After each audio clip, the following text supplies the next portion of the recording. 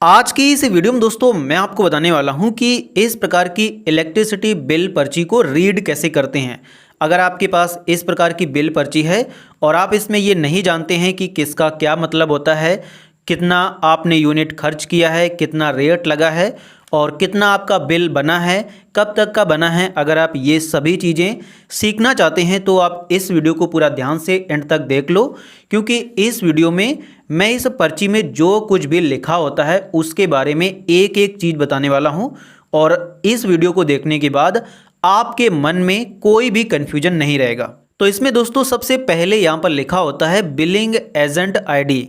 ये वो आईडी होती है जो व्यक्ति आपका बिल निकालने आता है तो उसका एक आईडी होता है, तो वही यहाँ पर लिखा होता है। अगर बिल में कोई भी गलती होती है तो इस आईडी से पता चल जाता है कि यह बिल किस व्यक्ति ने निकाला है। उसके बाद आपको यहाँ पर कंपनी का नेम देखने को मिल जाता है, जैसे यहाँ पर लिखा हुआ है दक्षिणांचल विद्युत वितरण निगम लिमिटेड, मतलब इस कंपनी के द्वारा आपको इलेक्ट्रिसिटी प्रोवाइड की जाती है। उसके बाद आपको यहाँ पर ये बताया जाता है कि यहाँ पर मतलब उसकी कंपनी की वेबसाइट यहाँ पर आपको दी जाती है और अगर आपको बिल पर कोई भी कंप्लेन करनी है तो आप 1912 पर कॉल करके कर सकते हैं, ये टोल फ्री नंबर होता है।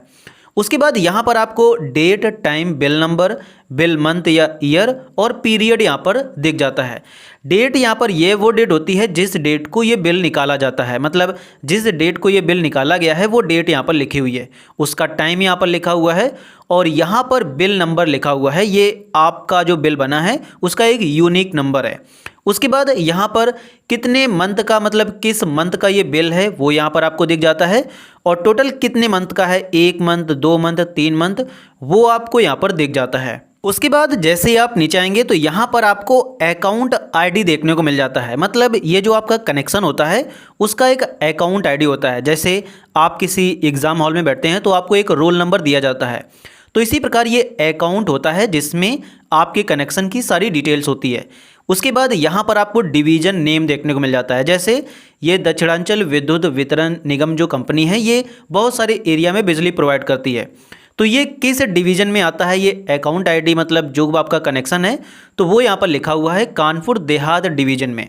उसके बाद जिसके नाम पर ये मतलब कनेक्शन होता है वो आपको यहाँ पर दिख जाता है और उसका एड्रेस आपको यहाँ पर दिख जाता है। इसके बाद जब आप नीचे आएंगे तो यहाँ पर आपको मीटर नंबर देखने को मिल जाता है। आप देख सकते हैं कि यहाँ पर ये मीटर नंबर लिखा हुआ है। तो मीटर नंबर दोस्तों जो आपका मीटर होता है, जो मशीन होती है, उसका ये यूनिक नंबर होता है और इस मीटर की जो भी डिटेल्स होती है वो यहाँ पर दिख जाती है।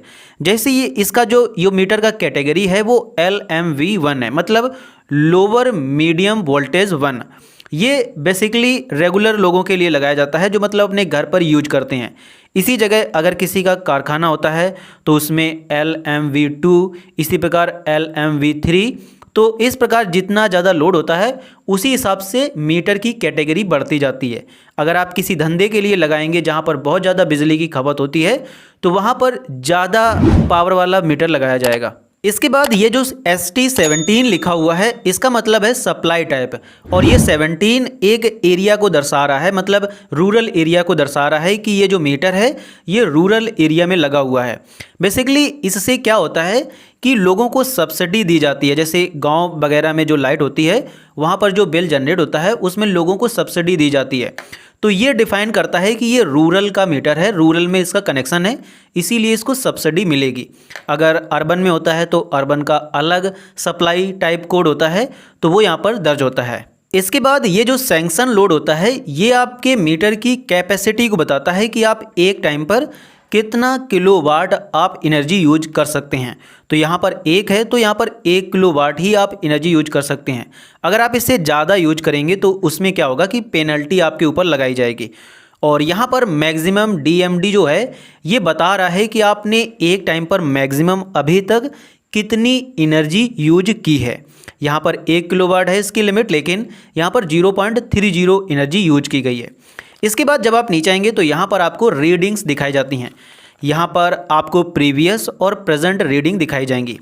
जब 22 तारीख और 2 महीना 2025 में ये निकाला गया था पिछली बार बिल, तब इसकी जो रीडिंग थी वो 3860 थी, मतलब इतना किलोवाट यूनिट मतलब पूरा हुआ था। लेकिन अब ये जो इस डेट को निकाला गया है 19 मार्च को, तब इसकी रीडिंग इतनी हो गई है।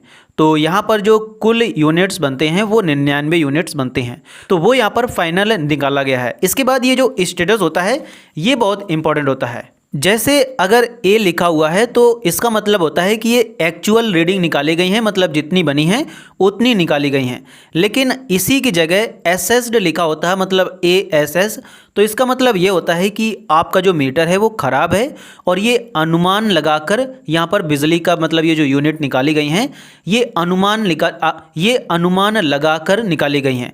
इसीलिए स्टेटस हमेशा ए ही रहना चाहिए मीटर का। इसके बाद जब आप नीचे आएंगे तो यहाँ पर आपको build units, build basis okay है। इसके बाद ग्रॉस बिल, मतलब जो भी आपने यूनिट्स खर्च किए हैं इस पर कितना पूरा बिल बना है वो आपको यहाँ पर दिख जाता है। तो इतना बिल जनरेट हुआ है, मतलब एक महीने में 99 यूनिट्स खर्च हुई हैं। उसके बाद उस पर हर एक यूनिट के हिसाब से एक प्राइस सेट किया गया है और टोटल जो आपका रुपीस में प्राइस बना है वो 657 रुपये बना है। लेकिन इसमें आपको सब्सिडी भी मिल गई है। जैसे ये रूरल का कनेक्शन है तो इसमें सब्सिडी मिली है 346 रुपये की। तो इस प्रकार से आपका जो नेट करंट बिल बना है वो इतना बना है। इसमें लेट पेमेंट सरचार्ज भी लगा है 0.65 पैसे का, तो वो भी इसमें ऐड किया गया है। इसके बाद एडवांस पेमेंट में आपने अगर पहले से एक्स्ट्रा पैसे जमा किए हैं तो वो आपको यहाँ पर दिख जाते हैं। जो एक्स्ट्रा पैसे आप जमा करते हो उस पर इंटरेस्ट मिलता है, तो वो इंटरेस्ट भी आपको यहाँ पर दिख जाता है, कोई भी पहले से जमा नहीं था। इसके बाद आप नीचे आएंगे तो यहाँ पर आपको एरियर दिख जाएगा। एरियर का मतलब ये होता है कि पिछला आपका अभी कितना बिल बकाया था। तो यहाँ पर पिछला मेरा 87 रुपये का बिल बकाया था। तो अब इसको और इसको जोड़ करके टोटल फाइनल पेबल अमाउंट यहाँ पर दिख गया है। मतलब आपको इतना बिल अगर आप जमा कर दोगे तो आपका यहाँ पर मतलब जो पूरा बिल है वो जमा हो जाएगा। इसके बाद यहाँ पर आप जब नीचे आओगे तो यहाँ पर आपको एक ड्यू डेट दिखती है, मतलब इस डेट तक आपको ये बिल पे करना है। इसके बाद आपको यहाँ पर डिसकनेक्शन डेट देखने को मिल जाती है, जो कि ये है। यहाँ पर जो बिल निकाला गया था वो 26/3 तक निकाला गया था, मतलब इतनी ड्यू डेट थी। लेकिन अगर आप इस डेट तक जमा नहीं करते हैं, इस डेट तक, तो इसके बाद आपके कनेक्शन को काट भी दिया जा सकता है कंपनी के द्वारा। तो वो डेट यहाँ पर दर्ज कर दी जाती है। इसके बाद यहाँ पर आपको लोकेशन का लैटिट्यूड और लॉन्गिट्यूड देखने को मिल जाता है। अगर आपके घर में कोई मीटर लगा है और उसका लोकेशन का लैटिट्यूड और लॉन्गिट्यूड ये है जो कि यहाँ पर दर्ज है, तो जब इसको गूगल मैप पर डाला जाएगा तो डायरेक्ट आपके घर का एड्रेस आ जाएगा। जिससे क्या होता है कि अगर आपका ज़्यादा बिल हो जाता है तो कंपनी डायरेक्ट आपके घर पर आ जाती है, उनको कोई प्रॉब्लम नहीं होती है आपके पास तक पहुँचने में। तो इस प्रकार से दोस्तों यहाँ पर इसमें सारी इन्फॉर्मेशन लिखी होती है जो कि मैंने आपको बता दी है। अब इसके बाद अगर आप ये बिल जमा करना चाहते हैं तो आप इसे ऑनलाइन ही जमा कर सकते हैं, गूगल पे, फ़ोनपे, पेटीएम के थ्रू। तो उस पर अलग से वीडियो बनी हुई है जिसकी लिंक आपको इस वीडियो के डिस्क्रिप्शन में मिल जाएगी।